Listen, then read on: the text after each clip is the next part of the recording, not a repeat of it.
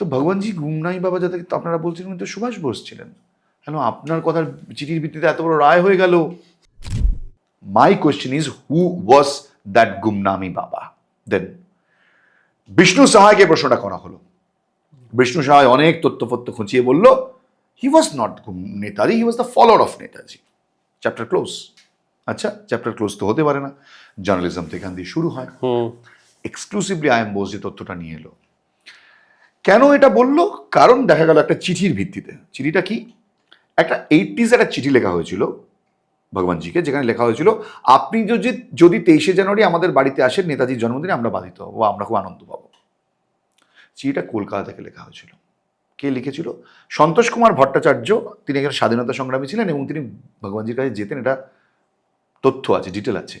তার মেয়ে সুহিতা ভট্টাচার্য লিখেছেন। তার নাম ছিল ছোটবেলায় বুলবুল, চিঠিতে বুলবুল বলে লেখা আছে। আমি খুঁজে খুঁজে তাকে বের করলাম। তিনি তো কিছুতেই ইন্টারভিউ দেবেন না।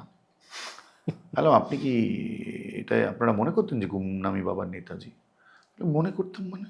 আমরা জানি উনি নেতাজি। তো ভগবানজি গুমনামি বাবা যাতে আপনারা বলছেন উনি তো সুভাষ বোস ছিলেন, কেন আপনার কথার চিঠির ভিত্তিতে এত বড় রায় হয়ে গেল? আর এখন আপনি বলছেন যে দিস ইজ ইন্ডিয়া।